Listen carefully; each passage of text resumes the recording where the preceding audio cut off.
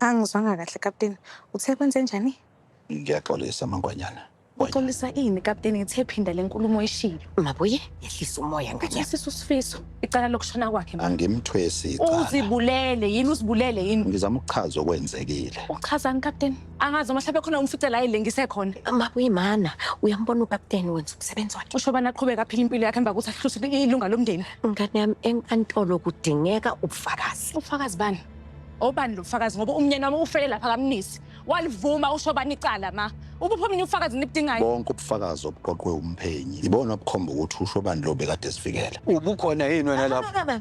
Man, uzoqoqa ulimi lwakho ukhuluma kanjani nabantu abadala? Cha ma uqinisile uvusa ubukhona yini? Kapteni ubukhona wena. Noma uvubelani noshobani ngoba nakhe udokotela yena. Hayi. Ngicabanga ukuthi kuzomela ngihambe. Yokuqala into ekhulumayo leyo selokhu ufikile la ngivumelana nayo. Sala kahle ma.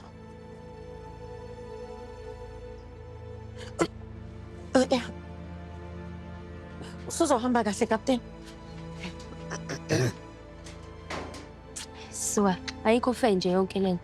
Abakwazi umsebenzi wabo labo into abayazi ukuhlala phe station bafukana namagwini. Namabhuzane ukayi. Ngicela nehlisa umoya abantu abamjani ngicela. Mabuyihlala phansi ehlisa umoya. Homecoming Season 2, Monday to Friday at 6:30 p.m. only on Mzansi Way to DSTV, your home of local.